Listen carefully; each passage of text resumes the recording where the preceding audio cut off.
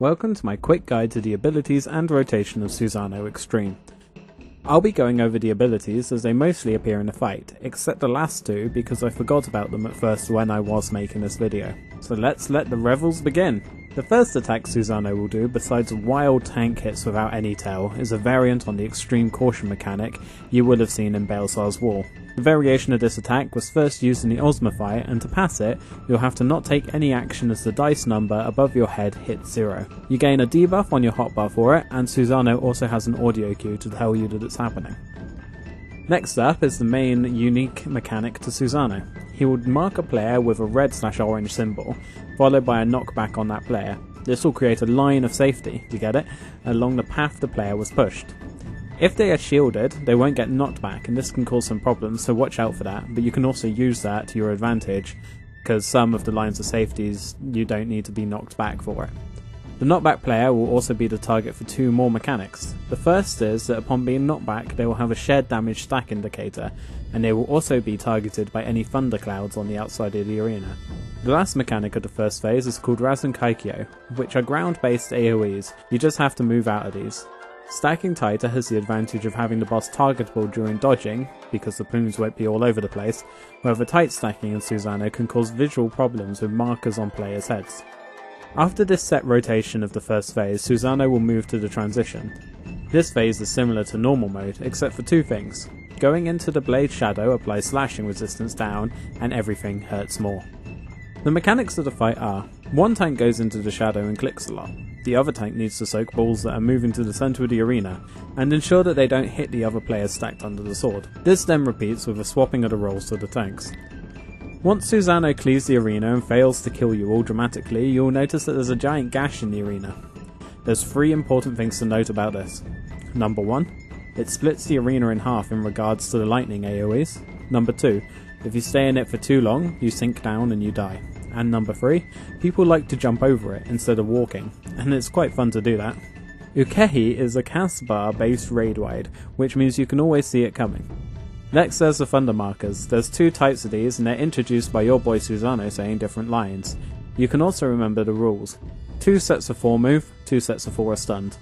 They explode after a short time, where the sun lightning seem to take longer to explode, and they hit anyone on the lightning side of the sinking line. This means if the targeted player can move, they move away from the group across the line, and if they can't, everyone else has to move. Finally, and not in order of the fight, the last two mechanics. There's Storm Splitter and Ama no Iwato. Storm Splitter is a well-telegraphed tank buster that applies a slashing resistance down debuff. Ama no Iwato, for two reasons, will now be called Magical Hats. The first is because that's what it is, and secondly, I'm probably butchering the pronunciation. It's the same as in normal here, except there's a fourth jail. The enrage is not tight, and the person inside can mark themselves to make it a pretty brain-dead tab target affair. Now I'll do a brief rundown of the rotation of the whole fight, briefly touching on anything that I feel is of note or exception. The first phase is very straightforward, and for the first set of Extreme Caution you can very easily continue to DPS. The result of a failure is a large bit of damage and a lightning resistance down debuff. If you fail nothing else from here on, your debuff will drop before the transition, without pushing the phase. Line of safety will have a player who is not main tank targeted. This one can go straight behind as there's no extra thundercloud AoE. The marked player can restack as soon as they're knocked back and proceed to shove a heaping load of shared damage over everyone. Since this one has no thundercloud, the marked player could be shielded for the knockback. 4 players are marked with Extreme Caution. After dodging the Razan AoE, stay still to ensure you don't pop. The next line of safety has a thundercloud, so must either be taken behind Susano or to his flank, depending on cloud spawn. Skipping the transition, we have the final phase of Susano, which is a non-repeating rotation of his abilities. He opens up with Storm Splitter, the tank buster, and then one of the non-main tank players will be marked with Thunder. They move across the sinking line, and then come back when it's exploded. The second marked player does this, and so on until all 4 have moved across and back.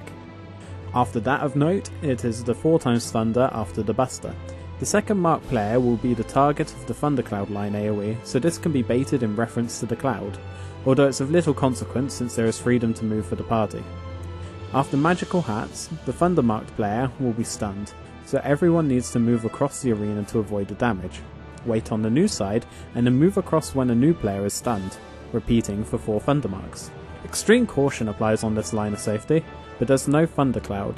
A cautioned player can be knocked back, so they have to make a swift move back to the group without triggering their caution.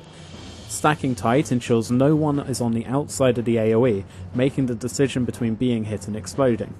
The next new combination is Extreme Caution and a double Razan AoE. The safest way to handle this is to dodge out of the first AoE and have everyone stand still for the caution to bait the second set of AoEs away from the boss. After this, the Thundermark player will be able to move across instead of the party, and as this is happening, Razan's AoE will appear on the party. So Thunder players go right and everyone dodges left before stacking on the boss. It can get a bit messy. The last scary part, which can be avoided by killing Susano fast enough, is a tank swap will happen during the magical hats, followed by Thundermark players at the end of the hats phase, where on the third Thundermark player, that player will cause a line of safety that will bisect the arena along the middle. This will make space for the last Thundermark player to cross the arena while everyone else stacks for a shared damage. That's pretty much it for my take on a concise but fully explored rotation of Susano Extreme. The rotation will be in the description of the video as an image to keep as a handy guide, and if you like this guide or have any comments, please write it down in the comments section below. Happy icon slaying, warriors!